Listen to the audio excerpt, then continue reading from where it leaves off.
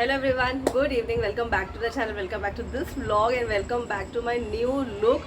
मतलब I am feeling so nice and so fresh. सिर्फ मेरा आवाज़ थोड़ा सा चेंज हो गया because of cold and cough, उसको इग्नोर कर दीजिए।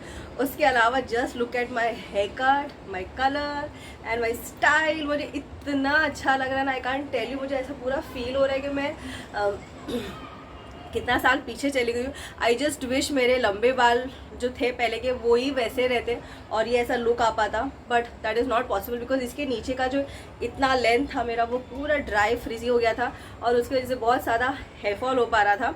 तो एनीवेज अभी ये तो ग्रो हो ही जाएंगे फटाफट। और ताई के हाथ से हेयर कट कराती हूँ तो मेरे बाल आपने देख लिया, लास्ट जून में मैंने हेयर कट किया था, इस जून तक कितना अच्छा लेंथ आ गया था, ऑलमोस्ट मेरे वेस्ट तक आ ही गया था। वो आयरनिंग करती थी तो और नीचे आ जाता था and really use to look nice. But ऐसा ना कभी कभी लाइफ में थोड़ा चेंज भी ज़रूरी है। It makes your personality look very different. आपका मूड पूरा चेंज हो जाता है, जैसे मेरा हो गया।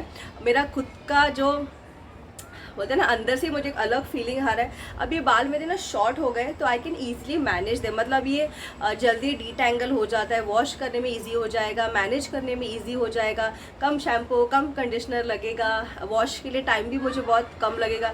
लॉन्ग लेंथ को वॉश करने में भी ज़्यादा टाइम लगता है, ऑयल उसका निकालने में भी बहुत टाइम लगता है।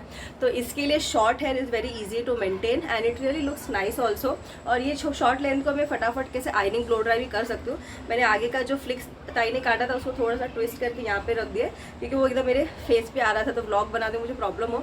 तो ये अच्छा भी लग रहा है, बाकी का वहाँ गया और बाकी ऐसे फॉल हो रहा है। It's really looking nice. आप लोग मुझे ज़रूर, एक तो आप लोग ने कमेंट तो किया ही already, it's really looking nice, but ये वाला लुक कैसा लग रहा है मुझे ज़रूर बताना। और मेरी न्यू कुर्ती जो वो शॉप से लिया था, एसएस ना, वहाँ कलेक्शन से लिया था, तो ये वाला भी वहीं का है जो मैंने आज पहन लिया क्योंकि मुझे बहुत बड़ा मन करा था। नया हेयर कट, नया हेयर स्टाइल, हेयर कलर हो गया तो आज कुर्ती भी नया पहन लो ब्लॉग स्टार्ट करने के लिए। और मैं कल वहाँ पे गई थी, मेरा जो येलो कलर का लॉन्ग कुर्ती ऑल्टर करने के लिए दिया था तो उसको लाने के लिए गई थी, बट उसको लेकर तो आ गई, उसके साथ और 3 नए ऐसे वाले कुर्तीज़ लेकर आ गई because these are so comfortable. ये इतना कम्फर्टेबल है ना, ये देखिए लेगिंग्स के साथ मैंने पहन लिया है, कॉटन मटेरियल है, सॉफ्ट, इतना कम्फर्टेबल है। मुझे अब ऐसा लग रहा है कि मैं वो टी शर्ट सब हटा दूँ जो मेरे बहुत पहन के यूज़ करके हो गए और यही कलेक्शन रखूँ बिकॉज ये मेरे एज के हिसाब से भी मुझे अच्छा लग रहा है और एकदम कंफर्टेबल भी है। और इसमें प्रिंट्स भी बहुत, मतलब जो प्रिंट कलर पैटर्न में भी बहुत सारा रेंज है उनके पास। तो अभी और टोटल मेरे पास 6 हो चुके हैं, तो अभी के लिए फ़िलहाल तो सफिशिएंट है, इतना जल्दी तो मैं वापस परचेस नहीं करूँगी। तो आज का ब्लॉग क्या है, आज का ब्लॉग ये है कि as you know mom and dad नहीं है, कल रात को वो लोग आने वाले हैं। तो घर पे कोई नहीं है, तो मैं उठी आराम से, मतलब निशु थे, निशु तो रात को आ गए थे 3 बजे। और इस घर में आने के बाद फर्स्ट टाइम ऐसा हुआ कि घर में कोई नहीं है, मैं और सानू फुल अकेले, मतलब हम लोग के साथ ना तो कभी ना कभी ऐसा होता था, सॉरी मम्मी होती थी या डैडी होते थे या निशु होते थे। ये फर्स्ट टाइम ऐसा हुआ है कि कोई नहीं था घर में और मैं और सानू ही रात को अकेले थे सोने में। बट अभी यूज टू हो गया कि 1 साल 1.5 साल से आदत हो गया ना बेडरूम में दरवाज़ा बंद करके सोने के लिए। तो मुझे मेंटली ऐसे ही फील हो रहा था कि हाँ डैडी अपने रूम में है और मैं यहाँ पे सानू के साथ, जैसे हम लोग रोज़ इतने दिन से सो रहे थे, तो मुझे कुछ फील नहीं हुआ। वही मेरा 12 साढ़े 12 तक एडिटिंग ख़त्म हो गया, उसके बाद में सो गई, 3 साढ़े 3 तक निशु आ गए, तो बस कुछ में मुझे ज़्यादा ऐसा फील नहीं हुआ। माई मम्मा वॉज वेरी स्कैर्ड कि अरे फर्स्ट टाइम तू इतने बड़े घर में अकेली रहने वाली है, जब से तुम लोग इस घर में शिफ्ट हुए कभी ऐसा हुआ नहीं। एंड मैं सच में आपको ऑनेस्टली बताऊँ, मुझे घर इतना खाली खाली लग रहा है ना, मतलब ऐसा कभी नहीं हुआ है कि कोई भी नहीं है घर में। नहीं तो मम्मी तो रहती है, डैडी तो रहता है, और सुशांत और निशु का तो हम लोग को हैबिट हो ही गया है। निशु नाइट शिफ्ट में जाते हैं तो मेंटली भी आप प्रिपेयर कि वो आधा टाइम घर में रहते हैं, आधा टाइम नहीं रहते। सुशांत का जब वो आता है तब हमको पता है 6 महीना भी वो घर में ही है, चला जाता है तो भी मेंटली प्रिपेयर कि 6 मंथ्स अभी वो घर में है ही नहीं करके।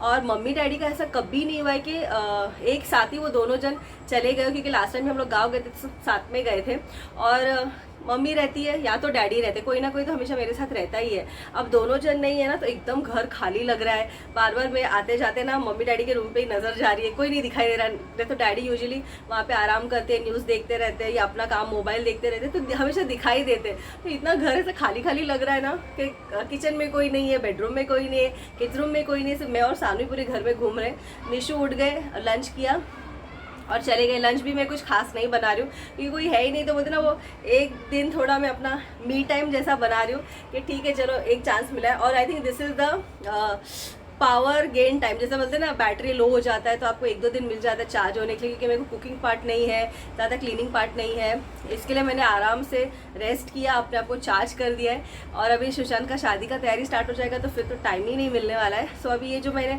अपने आप में एनर्जी गेन करके रखा है, अभी पूरा शादी खत्म होने तक चलेगा। एंड मम्मी डैडी तो कल शाम तक आ जाएंगे। तो येस, आज के ब्लॉग में क्या होने वाला है, जैसे आप देख सकते हो आपको मेरा एक आँख अलग दिख रहा है और एक आँख अलग दिख रहा है। ये इस वजह से दिख रहा है क्योंकि मुझे ना बहुत रिक्वेस्ट भी आ रहा है मेरे फेसबुक लाइव करने के बाद और यूट्यूब पे वीडियोस डालने के बाद। पर्सनली मुझे मैसेजेस आ रहे हैं व्हाट्सअप नंबर पे, जो बुकिंग नंबर है उस पर, कि ताई आपका जो आप काजल लगाते हो ना वो इतना अच्छा लगता है देखने में, तो आप कैसे लगाते हो, क्योंकि इतना थिक काजल और इतना परफेक्ट हमारा नहीं लगता है। तो आप प्लीज़ एक वीडियो बना दीजिए जिससे हमको भी आइडिया आ जाएगा कि कैसे उसको यूज़ करना है, अप्लाई करना है। तो मैं आज क्विकली, क्योंकि मेरे पास टाइम भी है, सानू ट्यूशन गई है, तो what I do and how I do I will show you that. तो मुझे ये 2 चीज़ की ज़रूरत लगती है बस। फर्स्ट है मेरा L18 का काजल पेंसिल जो रोल ऑन वाला है, दूसरा मेरा लैक्मे का liquid liner. I am using this liquid liner since I started doing makeup, मतलब जब से मैंने मेकअप करना स्टार्ट किया। और मैंने लैक्मे के अलावा कभी कोई ब्रांड का लाइनर यूज़ ही नहीं किया, बिकॉज ये एक तो पॉकेट फ्रेंडली है, रीजनेबल भी है, क्वांटिटी भी बहुत आता है और मुझे काफ़ी सालों तक चलता है। तो ये मेरा सबसे फेवरेट है। और दूसरा मेरा L18 का है। तो अभी ये 2 चीज़ को यूज़ करके मैं कैसे अपना काजल क्रिएट करती हूँ, I will show you that. मेरा मोस्टली ब्लॉग्स में जो लुक होता है ना वो यही होता है जो आप अभी देख रहे हो। मेरे स्किन पे देखिए कुछ भी मैंने नहीं लगा, this is my natural skin, I am blessed with a very very good skin. तो ये मेरा नेचुरल स्किन है, इसलिए मुझे फाउंडेशन, बेस, इवन कॉम्पैक्ट भी लगाने की ज़रूरत नहीं पड़ती है, ना BB क्रीम लगाने की ज़रूरत पड़ती है। अगर मेरे को कभी लगाना भी हो तो मैं नॉर्मल रेगुलर जो अपना पॉन्ड्स पाउडर आता है ना वो अगर लगा दूँ कभी तो बस। तो पॉन्ड्स पाउडर मैंने हल्का सा लगा दिया है, सिर्फ थोड़ा एक बोलते ना वो फ्रेग्रेंस और फ्रेश फील होने के लिए। तो पाउडर हल्का सा लगा दिया है और ज़्यादा भी नहीं बना, वाइट वाइट दिखता है, दैट्स इट। और मैं लिपस्टिक और ये लाइनर ही लगाती हूँ, I don't use mascara also, ना मैं ऊपर लाइनर लगाती हूँ। बस ये 2-3 चीज़ों से ही मेरा डेली मेकअप हो जाता है जो मैं ब्लॉग्स के लिए करती हूँ। सिर्फ लाइव जब करती हूँ तब थोड़ा ज़्यादा आई शेडो और ब्लश लगा देती हूँ, क्योंकि लाइव में थोड़ा ज़्यादा प्रेजेंटेबल दिखना पड़ता है when you are showcasing the jewelleries and all. और तो चलिए स्टार्ट करते हैं। तो सबसे पहले मैंने ये रोल ऑन वाला लिया है, ये आई थिंक कुछ 95 रुपीज़ का आता है और ये काफ़ी टाइम चलता है, मुझे बहुत 2 महीना आई थिंक चल ही जाता है आराम से, 2-3 महीना, बिकॉज मैं रोज़ नहीं लगाती, मतलब दिन में एक ही बार लगाती हूँ। तो ये मैं सबसे पहले मैं छोटा वाला मिरर ले लेती हूँ, क्योंकि मुझे ये कैमरे पे देख के करने नहीं होता है। तो व्हाट आई डू, जो आई होप आप लोग को ठीक से दिखाई दे रहा है, अंदर जो आई लिड है ना नीचे की तरफ, वहाँ पे मैं देखिए इस काजल को ऐसे लगा लेती हूँ। स्टार्टिंग यहाँ से पूरा स्टार्ट करती हूँ और यहाँ पूरा एंड तक लेके जाती हूँ।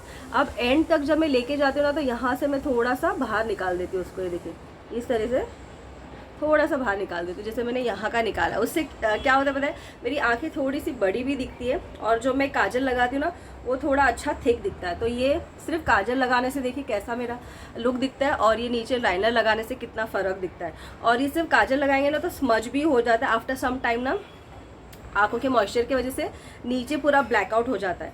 तो जब आप लिक्विड लाइनर लगाते हो ना तो ये बिल्कुल भी नीचे नहीं आता है, ऐसे का ऐसे ही रहता है, घंटों तक रहेगा। इवन गर्मी के टाइम पे भी ऐसा नहीं कि सिर्फ ठंडी में और बारिश में जब वेदर क्लाइमेट अच्छा रहता है, प्लेजेंट रहता है, तो ये ऐसा नहीं, गर्मी के टाइम पे भी आप कितना भी स्वेट हो जाओ ना तो भी वो नीचे नहीं उतरता है, which is the best part. अब ये जो मेरा लिक्विड लाइनर है, अगर आपको ये वाला कंफर्टेबल नहीं है तो इसमें बहुत सारे अलग अलग ऑप्शंस भी आते हैं, जैसे फेल पेन वाला आता है जो स्केच पेन के जैसे होता है, उसमें लिक्विड नहीं होता है, स्केच पेन के जैसा इंक डाला हुआ रहता है काजल का, आप उससे भी लगा सकते हो तो वो इजी हो जाता है। मैंने वो भी यूज़ किया है बट वो थोड़ा एक्सपेंसिव पड़ता है, इसलिए मैं वापस इस पर ही आ गई हूँ। इसके अलावा भी रेवलॉन में, मेबलिन में और लॉरियल में आपको फेल पेन वाला जिसका टिप थोड़ा हार्ड रहता है, एकदम स्ट्रेट और हार्ड टिप रहता है, ये ब्रश के जैसा नहीं। ब्रश कैसा है, मतलब ब्रश थोड़ा अनकंफर्टेबल हो जाता है, उसका टिप एक समान ही रहता है, तो उससे भी आप लगा सकते हो। But I am very comfortable. अभी आप देख लीजिए आपको किससे करना है। तो ये जो है इसमें देखिए बहुत सारा लाइनर है, तो मैं क्या करती हूँ एक्सेस पूरा निकाल देती हूँ। देखिए मैंने इसमें से पूरा एक्सेस निकाल दिया, इसको साइड में रख देंगे।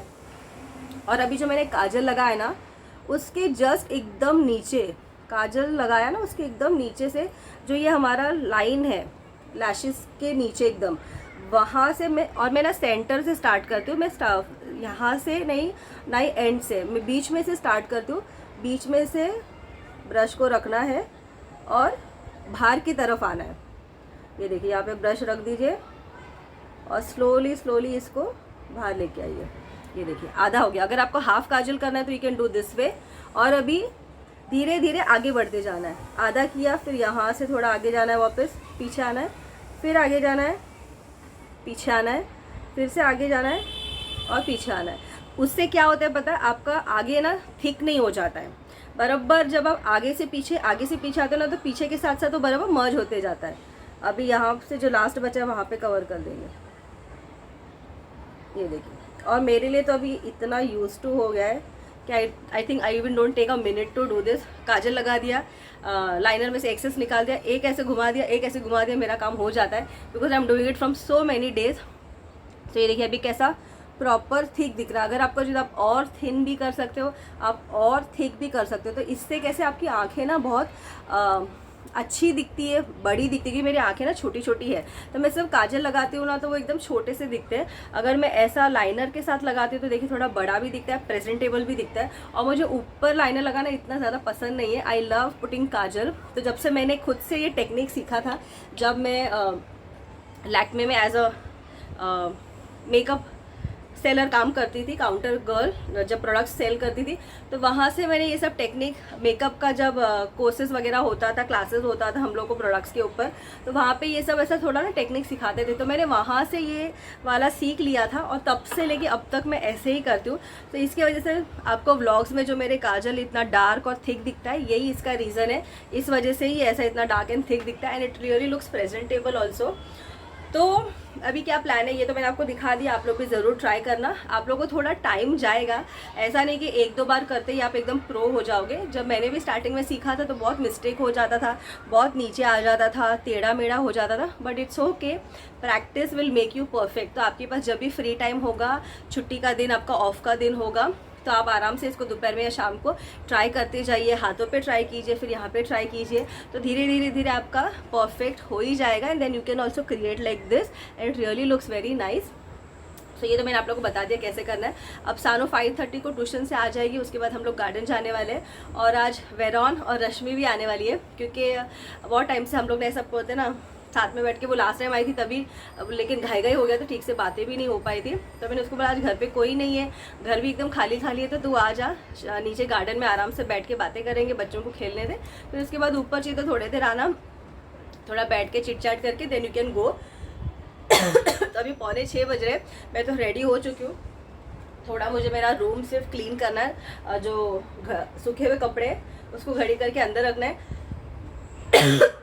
रोज़ ये मुझे डैडी करके देते हैं। Now today is not date, I am really missing him.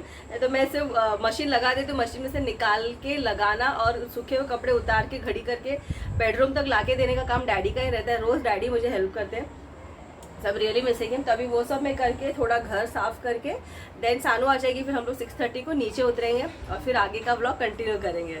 आज मेरे पास वैसे भी कुछ कुकिंग पार्ट नहीं था, तो मैं आराम से सो के उठी। आज एकदम लेट उठी और रिलैक्स होके उठी, इसलिए मुझे पता था कि आज मेरे को काम है बहुत सारा, दोपहर को सोना भी नहीं है। मैंने पहले ही डिसाइड कर दिया कि आज मैं साफ़ सफाई करूँगी मेरे रूम का, सोऊंगी नहीं बिल्कुल भी दोपहर को। तो मैं दोपहर को बिल्कुल भी सोई नहीं आज। तो मैंने आज क्या क्या किया, ये मेरा पूरा जो ड्रेसिंग टेबल था ना, ये पूरे जो शेल्फ, सब में से सामान निकाल के उसको लिटरली एकदम अच्छे से क्लीन किया मैंने, पहले वेट से, फिर ड्राई से, और फिर मेरा सब जो सामान था उसको पोंछ के रख दिया, सब अरेंज कर दिया। पीछे जो ड्रॉर आपको ओपन दिख रहा है ना, एक साइड निशु का, एक साइड मेरा है।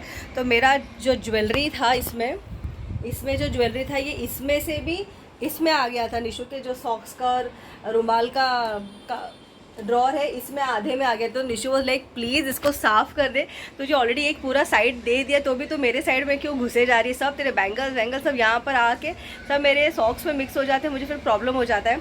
तो मैं सोचा था आज फाइनली मैं ये काम कर दूँगी। तो मैंने ये पूरा अरेंज कर दिया, और सुशांत के एंगेजमेंट के टाइम से ही मुझे ये सब साफ़ करना था, मतलब अरेंज करना था, सब ऊपर नीचे हो गया था। फिर रुपेश का शादी हल्दी आ गया, मनाली का आ गया, ऐसे करते करते ना ये रह ही गया था, डिले ही होते जा रहा था। तो आज मैंने इसको फाइनली क्लीन कर दिया, जो नहीं चाहिए था वो सब मैंने आउट कर दिया, आग बंद करके। ऐसा नहीं कि नहीं रखूँगी, मैंने निकाल ही दिया। और ये वाले सेक्शन को भी पूरा ऑर्गेनाइज कर दिया।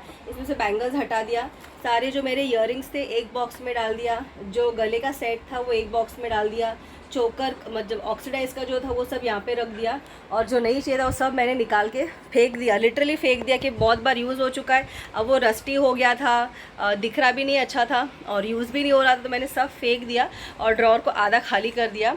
और जो हेयर के मेरे एक्सेसरीज थे ना वो मैंने यहाँ पे रख दिया। ये देखिए, जो भी मैं लाइव करते समय गजरा वगैरह यूज़ करती हूँ ना, हेयर एक्सेसरीज, वो सब मैंने यहाँ पे रख दिया। और जो हेयर का एक्सेसरीज आता है, जो मेरा बन वगैरह डोनट बन वो सब है, उसको यहाँ ऊपर अरेंज करें so that they don't get mixed up. तो आज फाइनली मैंने ये इतना सारा क्लीनिंग पार्ट किया और निशु का भी ये सेक्शन पूरा अरेंज करके रख दिया। ये निशु के सारे फेस मास्क है और छोटे वाले सॉक्स है, एंकल लेंथ वाले, ये सब बड़े वाले सॉक्स है, नी लेंथ जितना जो रेगुलर पहनते हैं निशु वो, और यहाँ पे उनका जो रुमाल होता है वो, तो पूरा मैंने आज ना अरेंज कर दिया। अब जब कल निशु ड्रॉर ओपन करके देखेंगे ना तो ही लाइक अरे वाह चमत्कार हो गया, फाइनली विनी को टाइम मिल गया ड्रॉर को साफ़ करने के लिए। मतलब he was literally behind me कि इसको प्लीज़ एक बार क्लीन करके दे दे, इतना हौच पौच तूने सब सामान मेरे का, बोलते इतना बड़ा तुझे सेक्शन दे के रखा है, यहाँ पे इतना बड़ा सेक्शन है, यहाँ पे इतना बड़ा सेक्शन है, फिर भी जो मेरे को थोड़ा बहुत एरिया तूने दिया उसमें भी तो तेरा घुसा रही है सब ज्वेलरी कपड़े वपड़े, तो क्या कर रही है। बोलते नीचे के भी जो 2 शेल्फ हम लोग ने ऐसे रैंडमली रखा था, अब वहाँ पे जो मैं शादी के लिए जो कुर्ते लेके आई हूँ, कुर्ता तो जेंट्स लोग का होता है, अंकिता बोलते फीमेल्स का कुर्तीज़ होता है, तो वो उसको ऑल्टर करना, ऑल्टर के बाद आने के बाद वॉश करके मैंने इस्त्री करके वहाँ सामने ही रख दिया है ताकि अभी मुझे दिखाई दे सामने कि मेरे पास क्या क्या कपड़े हैं और मैं एक्स्ट्रा ना खरीदे जाऊँ, बिकॉज ऑलरेडी मैं ओवर शॉपिंग करते ही जा रही हूँ। तो अभी मुझे थोड़ा कंट्रोल करना पड़ेगा, कहीं भी जाते अच्छा दिख जाता है, लगता है ले लो करके। सो मतलब मेरा ऑलमोस्ट सब चीज़ तो लेके हो गया है, ड्रेसेस कुर्तीज़ वगैरह हो गया है, लेगिंग्स भी मैंने ले लिया, प्लाजोज भी मैंने ले लिया। So I am sorted with my regular wear for the शादी के पहले शादी के बाद का वो सारा मेरा सॉर्ट आउट हो चुका है। सिर्फ अभी मुझे थोड़ा साड़ी और ब्लाउज़ का करना है। साड़ी भी ऑलमोस्ट में 4-5 तो मेरे पास साड़ी नए हो चुके हैं, प्लस ब्लाउज़ भी मेरे पास है मिक्स कॉम्बिनेशन वाला, सिर्फ मुझे 3-4 एक्स्ट्रा सिलाना पड़ेगा, एंड प्लस जो साड़ी लूँगी उसके ब्लाउजेज जो सिलाने पड़ेंगे वो। तो ऑलमोस्ट मेरा ऐसा आप समझ सकते हो ना 70% ऑफ द शॉपिंग हो चुका है सुशांत के शादी को लेके। मेन सिर्फ अभी कपड़े लेना मतलब साड़ी लेना बाकी है, जैसे अगर हल्दी मेहंदी के लिए पहनना होगा तो, या पूजा में कौन सा साड़ी पहनूँ, शादी में कौन सा साड़ी पहनूँ, रिसेप्शन पे क्या पहनूँ, यही सिर्फ थोड़े से बचे हैं। उसके अलावा तो मैंने मेरा साइड ऑफ शॉपिंग तो पूरा कर लिया है। अब मुझे सानू का तैयारी करना है। मैं सानू का अभी इसके लिए नहीं कर रही क्योंकि वो साइज़ में प्रॉब्लम हो जाता है, वो जल्दी ग्रो हो जाती है, फिर उसको टाइट होने लग जाएगा। अब मनाली की हल्दी में जो उसको कुर्ती पहना है, आई डाउट सुशांत के टाइम तक वो उसको होगा कि नहीं, या तो फिर एकदम टाइट होने वाला है। इसलिए मैं सानू का शॉपिंग ना जो शादी का डेट रहेगा उसके 1 महीने पहले से ही स्टार्ट करूँगी। और आप में से बहुत सारे जन मुझे पूछ रहे कि शादी का डेट क्या है, तो मैं आप लोगों को नहीं बता पाऊँगी क्योंकि डेट फाइनल नहीं हो पा रहा है अंटिल सुशांत का आने का एकदम कंफर्म ना हो जाए। वैसे तो हम लोग ने 4 डेट निकाल के रख दिया है बैकअप के लिए। अब जैसे पता चलेगा ना सुशांत ये मंथ एंड को आ रहा है या ये मंथ स्टार्ट को आ रहा है, उस हिसाब से फिर मम्मी डैडी उसका डेट फाइनल करेंगे। एंड डोंट वरी, जब डेट फाइनल हो जाएगा मैं आप लोग के साथ शेयर कर ही लूँगी। इस साल के अंदर ही होगा, अक्टूबर नवंबर या दिसंबर। जैन तो आई डोंट थिंक सो जाएगा करके, क्योंकि जो डेट्स हम लोग को मिले वो यही मिला, अक्टूबर नवंबर दिसंबर। सुशांत अगर अगस्त में आता है, सितंबर में आता है, क्योंकि कभी कभी फ़्लाइट्स अवेलेबल नहीं होते, या फिर उसका जो सेकेंड कलीग है जो उसको रिलीव करने के लिए आएगा उसके जगह पे वो टाइम पर अवेलेबल होना चाहिए ड्यूटी ज्वाइन करने के लिए। तो ये बहुत सारे चीज़ों के बेसिस पे उसका शादी का डेट फिक्स होगा। अगर वो यहीं पे मुंबई में ही होता, यहीं पे जॉब करता, तो it would have been very easy for us to know कि ये मंथ में चलो वो छुट्टी ले लेगा तो ये मंथ में हम लोग शादी का डेट फिक्स कर सकते हैं। बट वो वहाँ पे है तो उसके हिसाब से जो पूरा बोलते ना टाइम टेबल गणित जैसा डैडी बिठाते हैं वो बैठेगा ना, उस हिसाब से होगा। तो don't, it started raining also, इतनी ज़बरदस्त बारिश हो रही है, इतनी ज़बरदस्त फुल हैवी रेन हो रहा है। पहले धीरे धीरे करते करते सानू तो देखिए इतनी एक्साइटेड हो गई है। और अभी हम लोग ने जस्ट जो आइसक्रीम लाया था वो खा लिया क्योंकि सानू को पेशेंस ही नहीं था कि बाद में खाएंगे खा लिया। और अभी जब तक बारिश रुकेगा नहीं रश्मि जा ही नहीं सकती है। 9 बज गए। अभी जब रश्मि की मम्मी का फ़ोन आया था कि तू घाई मत करना निकलने का क्योंकि बहुत ज़ोर की बारिश हो रही है, भीग के आने से अच्छा थोड़ा आराम से रुक के आ जा। मुझे नहीं लगता ये बारिश अभी इतने जल्दी रुकने वाली है। लेट सी रश्मि को अभी कितने बजे जाने मिलता है। वेरॉन ने पूरा आइसक्रीम उसके फेस पे हो गया इसलिए वो वॉश करने के लिए गई है उसको। एंड आई डोंट नो ये बारिश अभी कब रुकने वाला है। क्या बोलती है रश्मि? तो मैं इसको बोली यहीं पे रुक जा, तो बोलती है नहीं, वेरॉन का कल स्कूल, एक्चुअली उसका स्कूल स्टार्ट हो चुका है, वेरॉन का जल्दी स्टार्ट हो गया है।